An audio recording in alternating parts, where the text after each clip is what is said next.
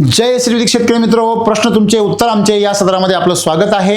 निखिल बेंद्रे पुरंदर पुणे यांनी प्रश्न विचारला आहे की मिल्क चार्जर चालू असताना गाई गाभण आहे आणि वेल्यानंतर तिला डॉक्टरांची सलाईन वगैरे इतर ट्रीटमेंट देणं गरजेचं आहे का। पहिली गोष्ट, गर्भार काळामध्ये मिल्क चार्जर चालू ठेवावं की नाही असाही प्रश्न काही शेतकऱ्यांना पडतो। आपण एक लक्षात ठेवा की मिल्क चार्जर ही एक गुंतवणूक आहे, हा एक इन्शुरन्स आहे। कसा?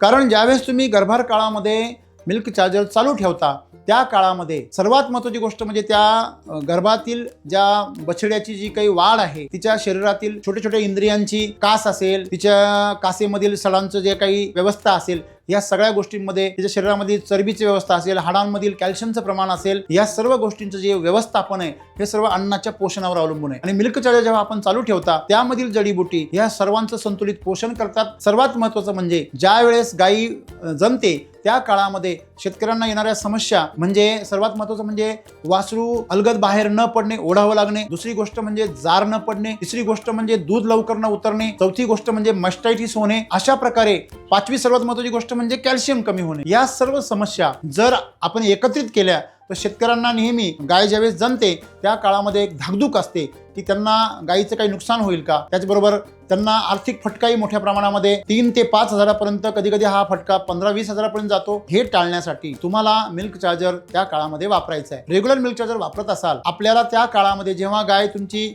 जनायला येते त्या काळामध्ये 8 दिवस अगोदर तुम्ही ॲनिमल हेल्थ चार्जर हे 50 ग्रॅम ऍड त्याच्यामध्ये करा। आणि ज्यावेळेस गाय तुमची जणते तेवढे 4-5 दिवस तुम्ही फक्त ॲनिमल हेल्थ चार्जर सकाळ संध्याकाळ 100 ग्रॅम द्या। तुम्हाला अतिरिक्त कुठलीही काळजी घेण्याची गरज नाही किंवा तुम्हाला कुठल्याही डॉक्टरांची ट्रीटमेंट करण्याची गरज नाही। कारण आजपर्यंत हजारो शेतकऱ्यांनी सांगितलंय की आमची गाय कधी व्याली ते आम्हालाही माहित नाही, आम्ही सकाळी येऊन पाहिलं तर वासरू इकडे तिकडे खेळत होतं, जारही अलगदपणे पडून गेला होता। म्हणून मित्र हो, मिल्क चार्जर म्हणजे नैसर्गिकपणे दूध व्यवसाय करण्याची फार अप्रतिम अशी संधी आहे। ती सर्वांनी या ठिकाणी त्या संधीचं सोनं करावं। धन्यवाद।